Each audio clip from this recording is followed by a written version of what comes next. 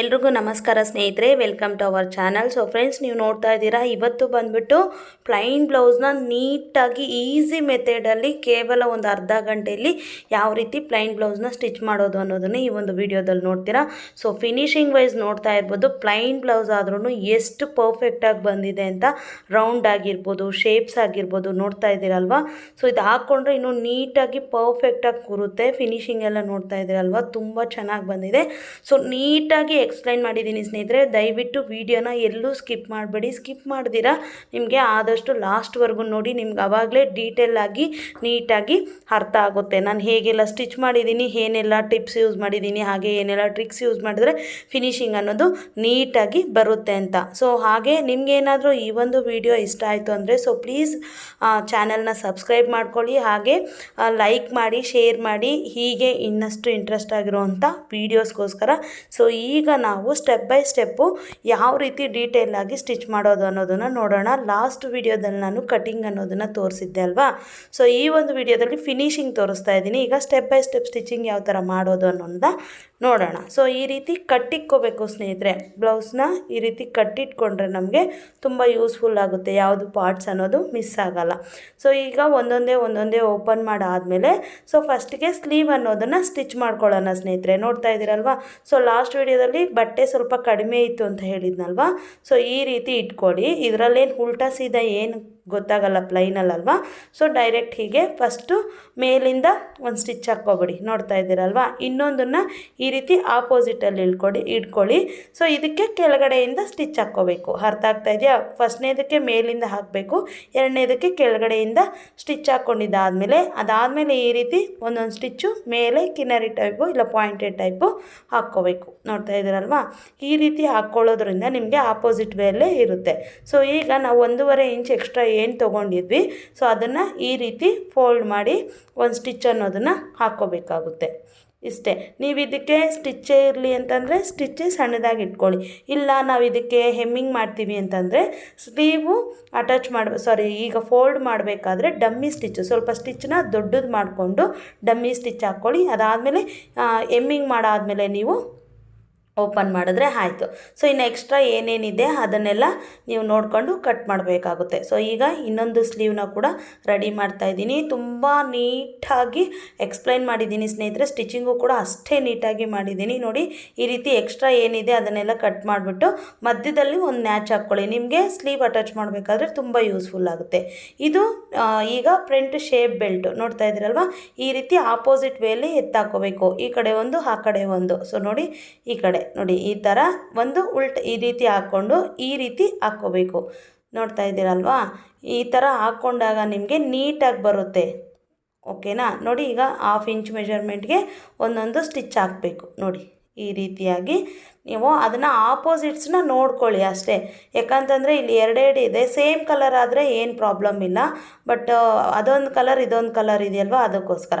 ಅದಾದಮೇಲೆ ಈ ರೀತಿ ಉಲ್ಟಾ ಮಾಡಿಕೊಂಡು ಈ ರೀತಿ ಸ್ಟಿಚ್ ಅನ್ನೋದನ್ನು ಹಾಕ್ಕೋಬೇಕಾಗುತ್ತೆ. ಅದಾದಮೇಲೆ ಎಕ್ಸ್ಟ್ರಾ ಏನೇನಿದೆ ಅದನ್ನೆಲ್ಲ ಕಟ್ ಮಾಡ್ಕೊಬಿಡಿ ಸ್ನೇಹಿತರೆ. ನಿಮಗೆ ಡೈರೆಕ್ಟು ಮೇಲಿಂದ ಹಾಕೋಕ್ಕಾಗಲ್ಲ ಅಂತಂದರೆ ಒಳಗಡೆಯಿಂದ ಹಾಕೋಕ್ಕಾಗಲ್ಲ ಅಂದರೆ ಸ್ಟಿಚ್ಚನ್ನ ನೋಡಿ ಈ ರೀತಿ ಇದೆಯಲ್ವ, ಈ ರೀತಿ ಮಾಡಿಕೊಂಡು ನಿಮಗೆ ನೋಡಿ ಈ ರೀತಿ ಸ್ಟಿಚ್ ಮಾಡ್ಕೋಬೇಕಾಗುತ್ತೆ. ನಿಮ್ಗೆ ಅಲ್ಲಿ ಕಾಣಿಸುತ್ತೆ ಎಲ್ಲಿದೆ ಬಟ್ಟೆ ಏನು ಅಂತ. ಸೊ ಅದನ್ನು ನೋಡಿಕೊಂಡು ನೀವು ಸ್ಟಿಚಿಂಗ್ ಅನ್ನೋದನ್ನು ಮಾಡಿ. ನೀವು ಒಂದು ದಿನ ಒಂದು ಬ್ಲೌಸ್ ಹೊಲಿದ್ರೂ ಪರವಾಗಿಲ್ಲ, ನಿಧಾನವಾಗಿ ನೀಟಾಗಿ ಫಿನಿಶಿಂಗ್ ಮಾಡಿ ಸ್ನೇಹಿತರೆ. ಮೇಯ್ನು ನಾವು ಬ್ಲೌಸ್ ಕಟ್ಟಿಂಗ್ ಕಲ್ತಾದಮೇಲೆ ನಮಗೆ ಮೇಯ್ನು ನಾವು ಫಾಲೋ ಮಾಡಬೇಕಾಗಿರೋವಂಥ ರೂಲ್ ಏನಪ್ಪ ಅಂತಂದರೆ ಬ್ಲೌಸ್ ಇದರಲ್ಲಿ ಸೊ ಮೇಯ್ನು ಫಿನಿಶಿಂಗ್. ನೋಡಿ, ಈ ಥರ ಸ್ಟಿಚ್ ಆದಮೇಲೆ ಎರಡು ಆಪೋಸಿಟಲ್ಲಿರಬೇಕು. ನೋಡಿ, ಈ ರೀತಿಯಾಗಿರಬೇಕು. ಸೊ ಈಗ ಫ್ರಂಟ್ ಶೇಪ್ ಬೆಲ್ಟು ಎರಡನ್ನೂ ರೆಡಿ ಆಯಿತು. ಅದಾದಮೇಲೆ ಕ್ಲಾತ್ ಏನಿದೆ, ಕ್ರಾಸ್ ಪಟ್ಟೀಸ್ ಎಲ್ಲ ಕಟ್ ಮಾಡಿ ಇಟ್ಕೊಂಡಿದ್ವಲ್ಲ ವೇಸ್ಟು. ಸೊ ಒಂದೊಂದಾಗಿ ಅಟ್ಯಾಚ್ ಮಾಡಿಕೊಂಡು ನೀಟಾಗಿ ಕಟ್ ಮಾಡ್ಕೊಳ್ಳಿ. ಎಲ್ಲೋ ಎಕ್ಸ್ಟ್ರಾ ಜಾಸ್ತಿ ಇಲ್ದಿರ ಈ ರೀತಿ ಒಂದೊಂದಾಗಿ ಇದು ಮಾಡ್ಕೊಳ್ಳಿ ಸ್ನೇಹಿತರೆ. ಇಲ್ಲಿ ನೀವು ಮೇಯ್ನು ಇಂಪಾರ್ಟೆಂಟಾಗಿ ಗಮನಿಸಬೇಕಾಗಿರೋದು, ನಾನಿದು ಅಟ್ಯಾಚ್ ಮಾಡೋಷ್ಟರೊಳಗೆ ಒಂದೆರಡು ಟಿಪ್ ಹೇಳ್ತೀನಿ ನೋಡಿ. ಸ್ಲೀವ್ಗೆ ನಾನಿಲ್ಲಿ ಶೇಪನ್ನು ತೆಗ್ದಿಲ್ಲ. ಓಕೆನಾ, ನಾನು ಲಾಸ್ಟ್ 2 ವೀಡಿಯೋದಿಂದ ಹೇಳೋಣ ಅಂದ್ಕೊಂಡು ಹೇಳಿಲ್ಲ, ಅದ್ರ ಬಗ್ಗೆ ಯಾರೂ ಕೂಡ ಪ್ರಶ್ನೆ ಕೇಳಿಲ್ಲ. ಫ್ರಂಟು ಸ್ಲೀವ್ಗೆ ನಾವು ಶೇಪ್ ತೆಗಿಬೇಕು. ಸೊ ನಾನು ಯಾಕೆ ತೆಗ್ದಿಲ್ಲ ಅಂತ ಸ್ಟಿಚ್ ಮಾಡ್ತಾ ನಾನು ಯಾವಾಗ ತೆಗಿತೀನಿ ಅದು ನಿಮಗೆ ತುಂಬ ಈಸಿ ಆಗೋ ಟ್ರಿಕ್ ಅದು. ಸೊ ಅದಕ್ಕೋಸ್ಕರನೇ ನಾನು ಈಗಲೂ ಕೂಡ ಹಾಗೆ ಸ್ಟಿಚ್ ಮಾಡ್ತೀನಿ. ಸೊ ಅದು ನೀವು ಸ್ಟಾರ್ಟಿಂಗಿಂದನೇ ಅದೇ ಟ್ರಿಕ್ನ ಯೂಸ್ ಮಾಡಿದರೆ ಅಂದರೆ ನಿಮಗೆ ತುಂಬ ಯೂಸ್ಫುಲ್ ಆಗುತ್ತೆ. ಒಂದು ಫ್ರಂಟ್ ಶೇಪ್ ಬೆಲ್ಟು ನಾನು ತೋರಿಸಿದ್ನಲ್ವ, ಅದು ಆಪೋಸಿಟ್ ವೇಲಿ ಹಾಕ್ಕೊಂಡು ನೀಟಾಗಿ ನಿಮ್ಗೆ ಆ ಒಂದು ಪಾರ್ಟ್ ಅರ್ಥ ಆಗಿಲ್ಲ ಅಂದರೆ ಸೊ ಪ್ಲೀಸ್ ಇನ್ನೊಂದು ಸಲ ನೋಡಾದಮೇಲೆ ನಿಮಗೆ ಅರ್ಥ ಆಗುತ್ತೆ. ಆಪೋಸಿಟ್ ವೇಯಲ್ಲಿ ಹಾಕ್ಕೊಂಡು ಸ್ಟಿಚ್ ಮಾಡ್ಕೋಬೇಕು. ಓಕೆನಾ. ಸೊ ಈಗ ಎಲ್ಲ ಕ್ಲಾತ್ನ ಅಟ್ಯಾಚ್ ಮಾಡಿದ್ದಾದಮೇಲೆ ಒಂದು ಸೈಡು ಈ ರೀತಿ ಒಂದು 1/4 ಇಂಚನ್ನ ಈ ರೀತಿ ಫೋಲ್ಡ್ ಮಾಡಿಕೊಂಡು ಒಂದು ಸೈಡು ನಾನು ತೋರಿಸ್ತಾ ಇರೋ ರೀತಿಯಲ್ಲಿ ಸ್ಟಿಚ್ ಮಾಡ್ಕೊತಾ ಹೋಗಿ ಸ್ನೇಹಿತರೆ. ಯಾವಾಗಲೇ ಆಗಲಿ ಪೈಪಿಂಗಿಗಾಗಿರ್ಬೋದು, ಹೆಮ್ಮಿಂಗಿಗಾಗಿರ್ಬೋದು ಅಥವಾ ನಾರ್ಮಲ್ಲಾಗಿ ಸ್ಟಿಚ್ ಹಾಕೋದಕ್ಕಾದರೂ ಕೂಡ ನೀವು ಕ್ರಾಸ್ ಪಟ್ಟಿನ ಅಂದರೆ ಕ್ರಾಸ್ ಕ್ಲಾತ್ನೇ ಯೂಸ್ ಮಾಡಬೇಕು. ಅದು ಯೂಸ್ ಮಾಡೋದ್ರಿಂದ ನಿಮಗೆ ಶೇಪ್ಸು ಎಲ್ಲೆಲ್ಲಿ ಕರು ಶೇಪ್ ಬರುತ್ತೋ ಅದೆಲ್ಲ ನೀಟಾಗಿ ಟರ್ನ್ ಆಗುತ್ತೆ. ಓಕೆನಾ.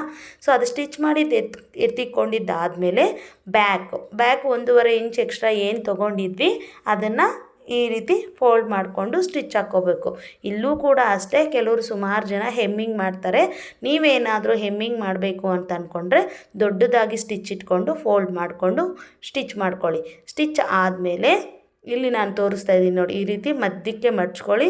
ಸೊ ಅದಾದಮೇಲೆ ನೋಡಿ ಇಲ್ಲಿಂದ ಇಲ್ಲಿಗೆ ಮಧ್ಯಕ್ಕೆ ಈ ರೀತಿ ಮಡ್ಚ್ಕೊಬೇಕು. ಮಡ್ಚ್ಕೊಂಡಿದ್ದ ಆದಮೇಲೆ ಮೇಲೆ ಶೋಲ್ಡರ್ ಮಧ್ಯದಿಂದ ಈ ಥರ ಎಳೆದ್ರೆ ನಿಮಗೆ ಬರುತ್ತೆ ಮಧ್ಯಕ್ಕೆ. ಸೊ ಅಲ್ಲಿಗೆ ಮಾರ್ಕ್ ಮಾಡಿಕೊಂಡು ಅದನ್ನು ಟಕ್ಸ್ ಅನ್ನೋದನ್ನು ಹಿಡಿಬೇಕು ಸ್ನೇಹಿತರೆ. ನಾನು ತೋರಿಸ್ತೀನಿ ನೋಡಿ, ಈ ಥರ ನೋಡಿ ಈ ರೀತಿಯಾಗಿ ಮೇಲಿಂದ, ಅದು ನಿಮ್ಗೆ ಅಲ್ಲಿ ಕಾಣಿಸ್ತಾ ಇಲ್ಲ ಬಟ್ ನಿಮ್ಗೆ ಅರ್ಥ ಆಗುತ್ತೆ ಅಂದ್ಕೊಂಡಿದ್ದೀನಿ. ಮೇಲೆ ಶೋಲ್ಡರಿಂದ ಹಿಡಿದು ಸ್ಟಿಚ್ ಹಾಕಬೇಕು. ಒಂದು 4 ಇಂಚಷ್ಟು ಹಾಕಬೇಕು ನೋಡಿ. ಈ ರೀತಿ ಇಟ್ಕೊಂಡು ಹೇಳಿದ್ರೇ ನಿಮಗೆ ಸ್ಟ್ರೈಟಾಗಿ ಬರುತ್ತೆ. ಓಕೆನಾ. ಸೊ ಇದು ಒಂದು 4 ಇಂಚ್ ಉದ್ದಕ್ಕೆ ಈ ರೀತಿ ಒಂದು ಹಾಫ್ ಇಂಚ್ ಕೆಳಗಡೆ ಮೇಲಕ್ಕೆ ಹೋಗ್ತಾ ಕಮ್ಮಿ ಮಾಡಿಕೊಂಡು ಉದ್ದ ನಾನು ಹೇಳ್ತಾ ಇರೋದು 4 ಇಂಚ್ಗೆ ಈ ರೀತಿ ಟಕ್ ಹಾಕಬೇಕು. ನೋಡ್ತಾ ಇದ್ದೀರಲ್ವಾ, ಈಕ್ವಲಾಗಿ ಬಂದಿದೆ. ಮಾರ್ಕ್ ಮಾಡಿಕೊಂಡು ನೀವು ಫಸ್ಟೇ ಈ ರೀತಿ ಹಾಕ್ಕೊಂಡ್ರೆ ಕರೆಕ್ಟಾಗಿ ಬರುತ್ತೆ. ಓಕೆನಾ. ಸೊ ಬ್ಯಾಕ್ ಪಾರ್ಟ್ ರೆಡಿ ಆಯಿತು. ಸೊ ಫ್ರಂಟ್ ಪಾರ್ಟ್ ನೋಡಿ, ಎರಡೂ ಕಡೆಯೂ ನಿಮಗೆ ಮಾರ್ಕ್ಸ್ ಅನ್ನೋದು ಹಾಗೆ ಕಾಣಿಸ್ತಾ ಇದೆ. ನೋಡ್ತಾ ಇದ್ದೀರಲ್ವಾ. ಸೊ ಹೇಗಿದೆಯೋ ಹಾಗಾಗಿ ನೋಡಿ, ಫಸ್ಟು ಇದು, ಅದಾದಮೇಲೆ ಮಧ್ಯದ್ದು ನೋಡ್ತಾ ಇದ್ದೀರಲ್ವಾ, ಈ ರೀತಿ ಟಕ್ ಅನ್ನೋದನ್ನು ನಾನು ಹೇಳಿದ್ದೀನಿ ಫಸ್ಟೇ ಬ್ಲೌಸ್ ಕಟ್ಟಿಂಗಲ್ಲಿ. ಯಾರಾದರೂ ನೋಡಿಲ್ಲ ಅಂದರೆ ಸೊ ಹೊಸ್ದಾಗಿ ಯಾರಾದರೂ ಈ ವಿಡಿಯೋ ನೋಡ್ತಾ ಇದ್ದರೆ ಸೊ ಪ್ಲೀಸ್ ಸುಮಾರು 4 ವೀಡಿಯೋಸ್ ಹಾಕಿದ್ದೀನಿ ಕ್ಲಾಸಸ್ಸು. ಸೊ ಅದನ್ನೆಲ್ಲ ನೋಡ್ಕೊಂಡು ಬನ್ನಿ. ಇದು ತುಂಬ ಈಸಿ ಆಗುತ್ತೆ ನಿಮ್ಗೆ ಸ್ಟಿಚಿಂಗು. ನೋಡ್ತಾ ಇದ್ದೀರಲ್ವಾ. ಸೊ 3 ಡಾಟ್ಸ್ನ ಈ ರೀತಿ ಇಟ್ಕೋಬೇಕು. ನಿಮಗೆ ಇಲ್ಲಿ ಇದು ಪ್ಲೈನ್ ಬ್ಲೌಸ್ ಇರೋದ್ರಿಂದ ನಿಮ್ಗೆ ಶೇಪ್ ನೀಟಾಗಿ ಕಾಣಿಸ್ತಾ ಇಲ್ಲ. ಬಟ್ ನೀವು ಲೈನಿಂಗ್ ಬ್ಲೌಸ್ ಹೊಲಿಬೇಕಾದ್ರೆ ತುಂಬ ನೀಟಾಗಿ ಕಾಣಿಸುತ್ತೆ. ಓಕೆನಾ. ಇದು ಕೂಡ ಅಷ್ಟೇ, ನೀವು ಆಪೋಸಿಟ್ಟಾಗಿ ಇಟ್ಕೋಬೇಕು. ಒಂದು ಈ ಕಡೆ ಒಂದು ಆ ಕಡೆ, ಅಂದರೆ ಫ್ರಂಟು ಬ್ಯಾಕ್ ಅಲ್ವಾ. ಸೊ ಫ್ರಂಟಲ್ಲಿ 2 ಪಾರ್ಟ್ ಬರುತ್ತಲ್ವಾ, ಅದು ನೋಡಿಕೊಂಡು ಸ್ಟಿಚ್ ಮಾಡಬೇಕು. ನೀವು ಸ್ಟಿಚ್ ಮಾಡ್ತಾ ನಿಮಗೆ ಗೊತ್ತಾಗ್ಬಿಡುತ್ತೆ. ಈಗ ನೋಡಿ, ಇದು ಈ ರೀತಿ ಇಟ್ಕೊಂಡು ನಾವು ಎಲ್ಲೆಲ್ಲಿಗೆ ಹಾಕ್ಕೊಂಡಿದ್ವೋ ಅಲ್ಲಲ್ಲಿಗೆ ಈ ರೀತಿಯಾಗಿ ಸ್ಟಿಚ್ ಹಾಕ್ಕೊಂಡ್ರೆ ನೋಡಿ 2 ಫ್ರಂಟ್ ಪಾರ್ಟ್ಗಳು ರೆಡಿ ಆಗೋಯ್ತು. ಕೆಲವೊಂದು ಸಲ ಕನ್ಫ್ಯೂಸ್ ಮಾಡಿಕೊಂಡು 2 ಒಂದೇ ಕಡೆ ಸ್ಟಿಚ್ ಮಾಡಿಬಿಡ್ತೀವಿ. ಅದಕ್ಕೋಸ್ಕರನೇ ನೀವು ನೋಡಿಕೊಂಡು 2 ಸೈಡು ಬರೋ ಥರ ನೀಟಾಗಿ ಫಿನಿಶಿಂಗ್ ಬರೋ ಥರ ಮಾಡ್ಕೊಳ್ಳಿ. ಸೊ ಈಗ 3 ಡಾಟ್ ಹಿಡ್ದಿದ್ದಾಯಿತು. ನಮಗೆ 4ನೇ ಡಾಟ್ ಬೇಕಾಗಿಲ್ಲ. ಓಕೆನಾ. ಈಗ ಫ್ರಂಟ್ ಪಟ್ಟಿನ ಅದು ಶೇಪ್ ಬೆಲ್ಟ್ನ ನೋಡಿ ಕ್ರಾಸ್ ಪಟ್ಟಿನ ಅಟ್ಯಾಚ್ ಮಾಡೋಣ. ಸೊ ಅದನ್ನು ಯಾವ ರೀತಿ ಮಾಡೋದು ಅಂತಂದರೆ, ಸೊ ಒಂದಕ್ಕೆ ಕೆಳಗಡೆಯಿಂದ ಇಡಬೇಕು, ಇನ್ನೊಂದು ಮೇಲೆಯಿಂದ. ನಿಮ್ಗೆ ಸ್ಟಿಚ್ ಮಾಡಬೇಕಾದ್ರೆ ಗೊತ್ತಾಗುತ್ತೆ ಯಾವ ಶೇಪು ಏನು ಅಂತ.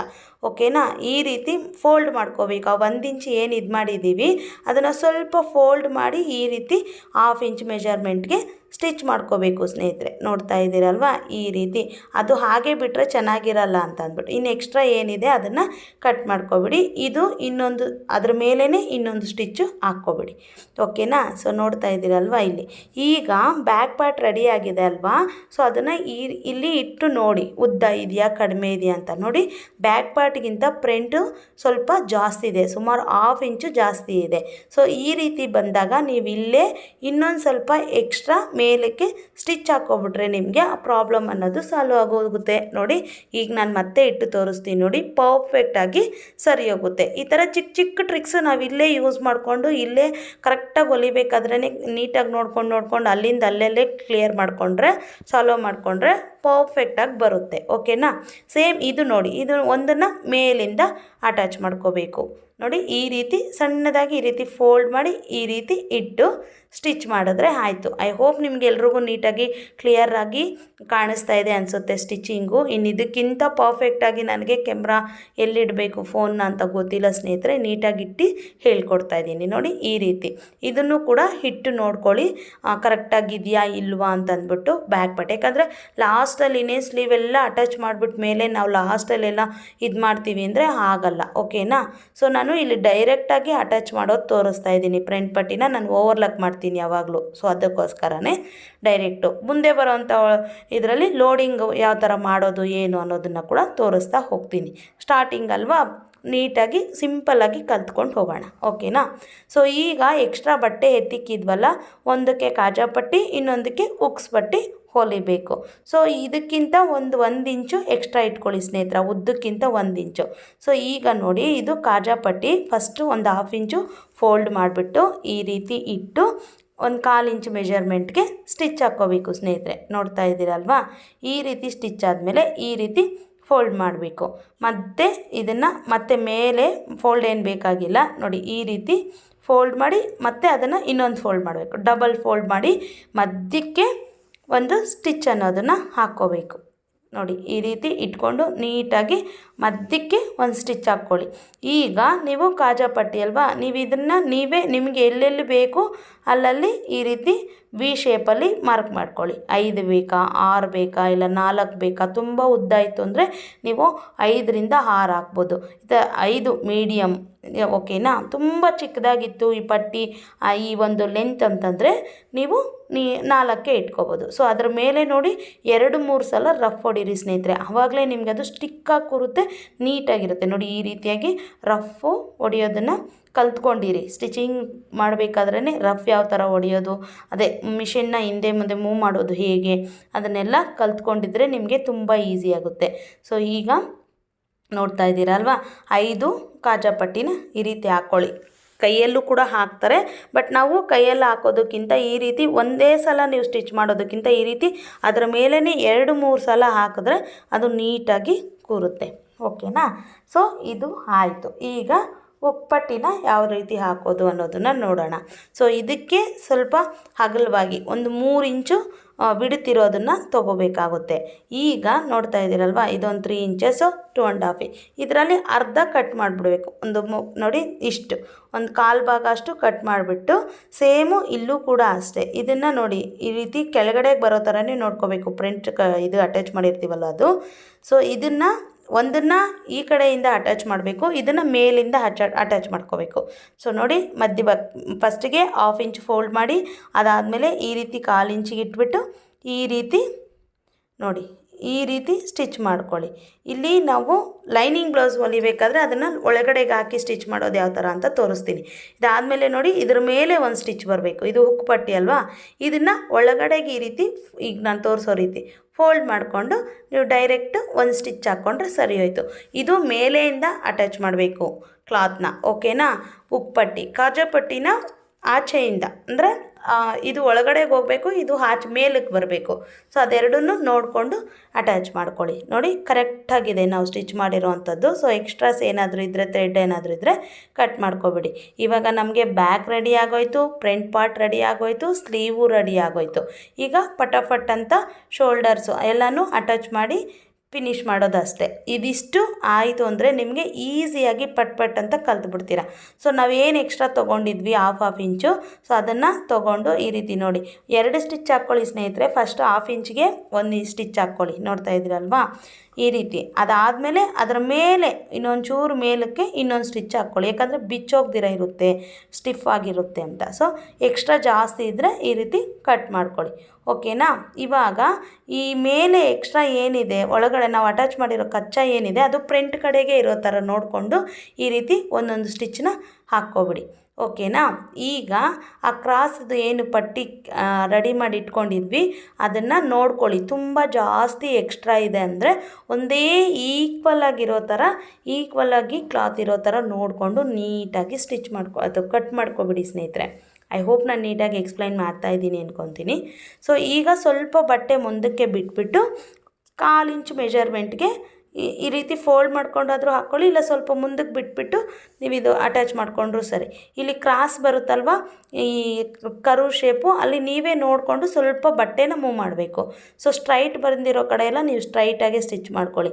ಇಲ್ಲಿ ನೋಡಿ ನಾನು ಕರು ಶೇಪ್ ಬಂದಾಗ ನಾನು ಹೇಗೆ ತಿರುಗಿಸ್ತೀನಿ ಅಂತ, ಸೊ ಅದನ್ನು ನೋಡ್ಕೊಳ್ಳಿ. ನೋಡಿ ಈ ರೀತಿ ಸ್ವಲ್ಪ ಶೇಪ್ ಅನ್ನೋದನ್ನ, ಯಾಕಂದರೆ ಇದು ಕ್ರಾಸ್ ಪಟ್ಟಿ ಇರೋದ್ರಿಂದ ಇದು ಇದಾಗುತ್ತೆ, ಬೆಂಡ್ ಆಗುತ್ತೆ, ಕ್ಲಾತು ಎಕ್ಸ್ಪೆಂಡ್ ಆಗುತ್ತೆ, ರೌಂಡ್ ಅನ್ನೋದು ತಿರುಗುತ್ತೆ. ಸೊ ನೀಟಾಗಿ ಕರು ಶೇಪ್ ಎಲ್ಲಿ ಬರುತ್ತೋ ಅಲ್ಲಿ ಮಾತ್ರ ನೀವು ಸ್ವಲ್ಪ ನೋಡಿಕೊಂಡು ಅದನ್ನು ಈ ರೀತಿ 1/4 ಇಂಚ್ ಮೆಜರ್ಮೆಂಟ್ಗೆ ಸ್ಟಿಚ್ ಮಾಡ್ಕೋಬೇಕು.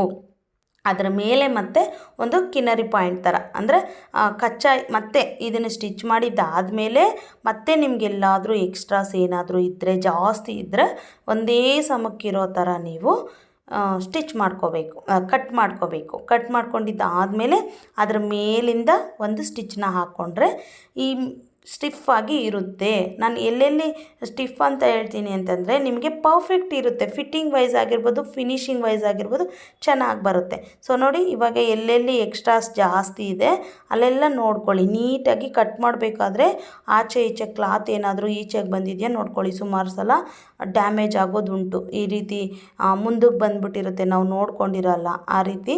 ಸೊ ಕಟ್ ಮಾಡಬೇಕಾದ್ರೆ ಕ್ಲಾತ್ನ ಹುಷಾರಾಗಿ ನೋಡಿಕೊಂಡು ಕಟ್ ಮಾಡ್ಕೊಳ್ಳಿ, ಓಕೆನಾ. ಸೊ ಕಟ್ ಮಾಡ್ಕೊಂಡಿದ್ದ ಆದಮೇಲೆ ಎಕ್ಸ್ಟ್ರಾಸ್ ಏನಿದೆ ನೋಡಿ, ಇದೆಲ್ಲ ಎಕ್ಸ್ಟ್ರಾ ಏನಿದೆ ಅದನ್ನೆಲ್ಲ ಕಟ್ ಮಾಡ್ಕೊಂಡಿದ್ದಾದಮೇಲೆ ನೋಡಿ ಈ ರೀತಿ ಟರ್ನ್ ಮಾಡ್ಕೊಂಡಿದ್ದಾದಮೇಲೆ ನೋಡ್ತಾ ಇದ್ದೀರಾ ಅಲ್ವಾ. ಸೊ ಈ ರೀತಿ ಇಲ್ಲೂ ಕೂಡ ಫಿನಿಷಿಂಗ್ ಒಂದೇ ಸಲ ಮಾಡ್ಕೊಬಿಡಿ. ಒಂದೇ ಸಲ ಈ ರೀತಿ ಫೋಲ್ಡ್ ಮಾಡಿಕೊಂಡು ಈ ರೀತಿ ಇದು ಮಾಡ್ಕೊಂಡಿದ್ದಾದಮೇಲೆ ನೋಡಿ ಅದ್ರ ಮೇಲೇ ಒಂದು ಸ್ಟಿಚ್ ಅನ್ನೋದನ್ನು ಹಾಕ್ಕೊಬನ್ನಿ. ಇದ್ರ ಮೇಲೇ ಸುಮ್ಮನೆ ಒಂದು ಪಾಯಿಂಟ್ ಥರ ಒಂದು ಸ್ಟಿಚ್ನ ಹಾಕ್ಕೊಬನ್ನಿ. ಅದ್ರ ಮೇಲೆ ಈಗ ಸ್ಟಿಚ್ ಮಾಡಿರ್ತೀವಲ್ವ ಅದನ್ನು ಇದ್ರ ಕಡೆ ತಿರುಗಿಸಿ ಈ ರೀತಿ ನಿಮ್ಗೆ ಕಾಣಿಸ್ತಾ ಇದೆ ಅನಿಸುತ್ತೆ ನೋಡಿ, ಆ ರೀತಿಯಾಗಿ ಒಂದು ಸ್ಟಿಚ್ನ ಹಾಕ್ಕೊಳ್ಳಿ. ನೋಡಿ ಈ ರೌಂಡ್ಸ್ ಬಂದಾಗ ಆ ರೌಂಡ್ಸ್ನೂ ಅಷ್ಟೇ ನೀವು ತಿರುಗಿಸ್ಬೇಕು ಸ್ವಲ್ಪ, ಆವಾಗಲೇ ನಿಮಗೆ ಆ ರೌಂಡ್ ಶೇಪ್ಸ್ ಅನ್ನೋದು ನೀಟಾಗಿ ಬರುತ್ತೆ, ಓಕೆನಾ. ನೋಡಿ ತುಂಬ ಈಸಿ ಸ್ನೇಹಿತರೆ, ತುಂಬ ಈಸಿಯಾಗಿ ಹೇಳ್ಕೊಟ್ಟಿದ್ದೀನಿ. ಸೊ ಲೈನಿಂಗ್ ಬ್ಲೌಸು ನಾಳೆ ಯಾವ ರೀತಿ ಕಟ್ ಮಾಡೋದು ಅಂತ ತೋರಿಸ್ತೀನಿ. ಅದಾದಮೇಲೆ ಲೈನಿಂಗ್ ಬ್ಲೌಸ್ ಸ್ಟಿಚ್ ಮಾಡೋದು ಯಾವ ಥರ ಅಂತ ತೋರಿಸ್ತೀನಿ.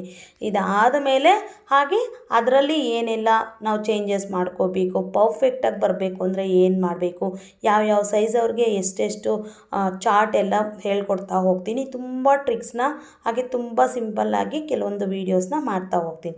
ಸೊ ಈಗ ಇದನ್ನು ಈ ರೀತಿ ಫೋಲ್ಡ್ ಮಾಡಿಕೊಂಡು ನೋಡಿ, ಈ ರೀತಿ ಕರು ಬಂದಾಗ ನೋಡಿ ಈ ರೀತಿ ನೋಡಿ ಈ ಥರ ತಿರುಗಿಸ್ಕೊಂಡು ಫೋಲ್ಡ್ ಮಾಡಿಕೊಂಡು ಬರಬೇಕು. ಸ್ಟಿಚ್ ಮಾಡಿಕೊಂಡ್ರೆ ನಿಮಗೆ ಇದನ್ನು ನೀವು ಮತ್ತೆ ಹೆಮ್ಮಿಂಗ್ ಮಾಡಿಕೊಂಡು ಈ ಸ್ಟಿಚ್ನ ಬಿಚ್ಕೊಂಡ್ರು ಓಕೆ. ಈಗೆಲ್ಲ ಹೆಮ್ಮಿಂಗ್ ಕಾಲ ಹೋಯ್ತು, ಯಾಕಂದರೆ ಬೇಗ ಕಿತ್ತೋಗುತ್ತೆ ಹಾಗೆ ಹೀಗೆ ಅಂತಾರೆ. ಡೈರೆಕ್ಟ್ ಸ್ಟಿಚ್ಚೇ ಹಾಕ್ತೀನಿ ಅಂದರೂ ನೋ ಪ್ರಾಬ್ಲಮ್, ಓಕೆನಾ. ಇಲ್ಲ ಪೈಪಿಂಗ್ ಎಲ್ಲ ಮುಂದೆ ಬರೋವಂಥ ವೀಡಿಯೋಸಲ್ಲಿ ತಿಳಿಸ್ಕೊಡ್ತೀನಿ. ನಾರ್ಮಲ್ ಒಂದೇ ಟೆನ್ಷನಲ್ಲಿ ಅಂದರೆ ಸಿಂಗಲ್ ಫುಟ್ ಯೂಸ್ ಮಾಡ್ದಿರಾ ಇದೇ ನಾರ್ಮಲ್ ಟೆನ್ಷನಲ್ಲಿ ಯಾವ ರೀತಿ ಪೈಪಿಂಗ್ ಮಾಡೋದು ಎಲ್ಲ ಪ್ರತಿಯೊಂದು ಬರ್ತಾ ಇರುತ್ತೆ. ನೀವು ಡೈಲಿ ಫಾಲೋ ಮಾಡ್ತಾಯಿರಿ ಸ್ನೇಹಿತರೆ.